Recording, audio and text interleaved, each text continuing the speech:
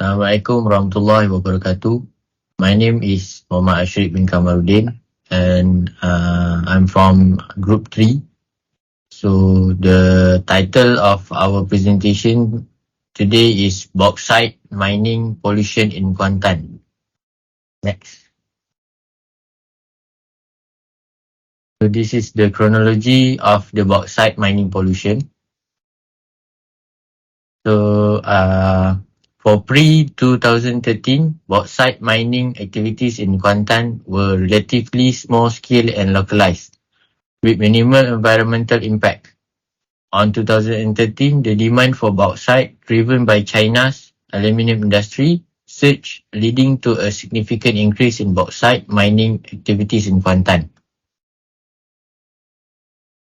On early 2015, concerns about environmental pollution began to emerge as unregulated and irresponsible mining practices became prevalent.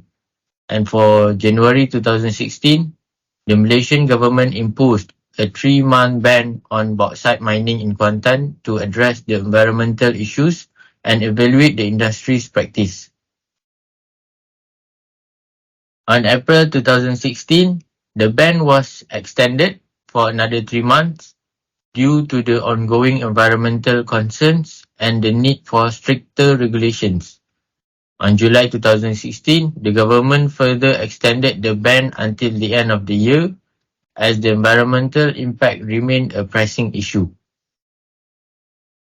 And on January 2017, the ban on bauxite mining in Kuantan was lifted with the introduction of stricter regulations and improved management practice. For 2017 to 2018, the government implemented various measures to regulate the bauxite mining industry, including mandatory environmental impact assessment (EIAs) for ongoing. Despite the regulatory efforts, sporadic cases of illegal mining and non-compliance with regulations continue to be reported. Assalamualaikum. My name Muhammad Afiq Aiman. So I will talk about the effect that happened referring to OSHA and Environment Act. For occupational safety and health, bauxite mining operations can pose significant risk for workers' safety and health. These risks include exposure to dust, noise, vibration, heavy machinery, and potential accident in mining areas. The Occupational Safety and Health OSHA in Malaysia aims to ensure the safety, health, and welfare of employees in the workplace by providing guidelines and regulations to prevent accidents, injuries, and occupational disease. Next are the environmental impact. Bauxite mining can have adverse effects on the environment, particularly when proper regulation and practice are not followed. Some of the environmental issues associated with bauxite mining in Kuantan include: first, deforestation. Clearing large area of land for mining operation can lead for deforestation, habitats destruction, and loss of biodiversity. And second, soil erosion. Mining activities can cause soil erosion, leading to sedimentation in rivers, streams, and other water bodies. This sedimentation can harm aquatic ecosystem and affect the water quality. Next, water contamination. Improper storage and handling of bauxite can result in the leaching of chemicals into nearby water source, potentially contaminating them and posing risk to aquatic life and human health. Second last, air pollution. Dust generated during mining, transportation and processing of bauxite can contribute to air pollution, impacting air quality and potentially causing respiratory issues for nearby communities. And last, the effect happen is social impact. Bauxite mining can also have social impacts on local communities, such as change in land use, displacement of communities, and conflict over resources. Assalamualaikum warahmatullahi wabarakatuh. My name is Muhammad FIKRI bin AZEMI.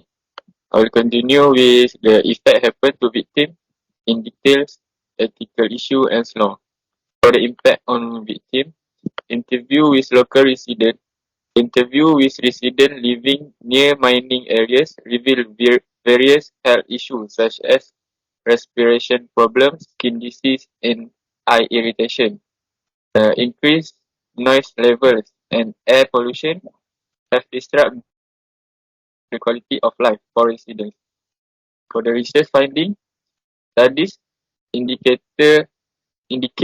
high level of heavy metal and other pollutants in soils and water near mining state, leading to potential contamination of food source and water supplies. Adverse effect on agriculture and fishing activity have result in income loss of local communities. Next. For the ethical issue, uncontrolled dumping, improper disposal of mining waste, including red mud, has led to the reveal of harmful chemical into the environment, posing a significant risk to both human health and ecosystem.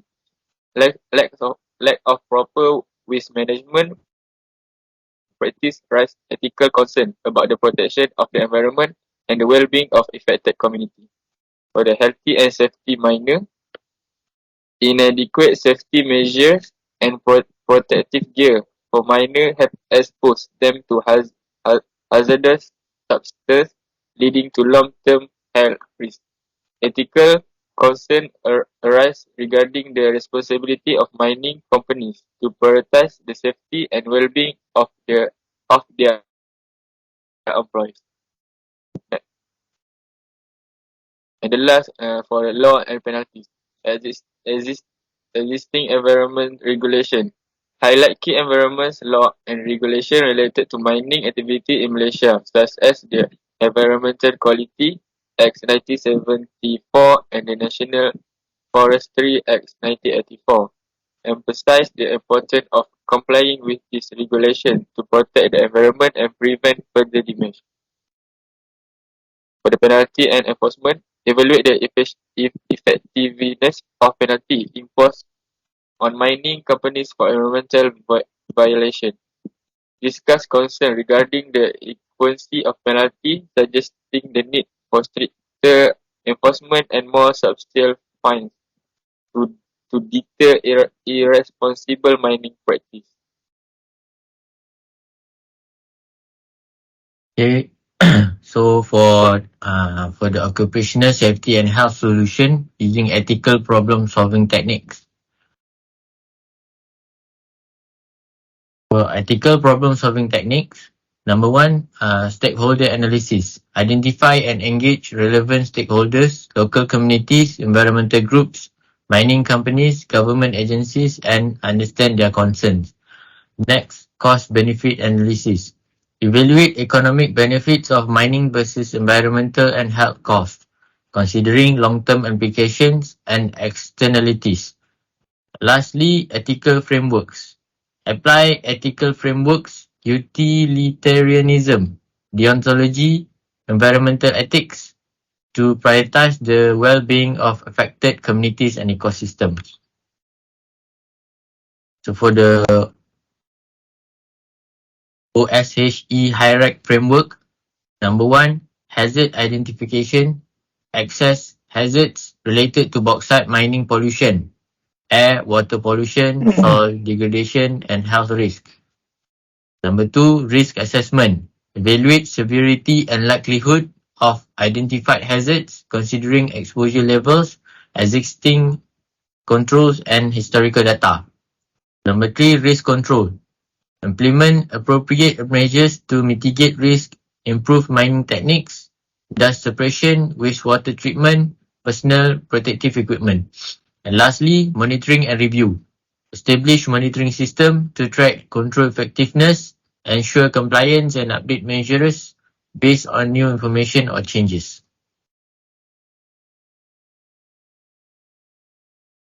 So my name is Muhammad Afiq bin Yahya. So for the solution and suggestion using sustainable development, firstly, renewable energy transitions. So promoting the use of renewable energy sources like solar, wind, hydro, and geothermal power. This can achieve by investing in this energy source, developing the necessary infrastructure for their production and distribution, and offering incentives to businesses and individuals to transition to clean energy options. Secondly, sustainable agriculture, supporting and promoting environmentally friendly sustainable farming methods. Examples include permaculture, agroforestry, and organic farming. In place of chemical inputs, it advises promoting the use of organic fertilizer, crop rotation, and integrated pest management. These methods for lessen environmental degradation and encourage agriculture diversification. Next, for third, circular economy. This encourages the adoption of a circular economy model, which minimizes waste and ensures effective resource usage. Discourage single-use product and unnecessary packaging, and promote recycling, reuse, and repair initiatives. Encourage the idea of cradle-to-cradle design which consider a product's whole life cycle. For the fourth, sustainable transportation.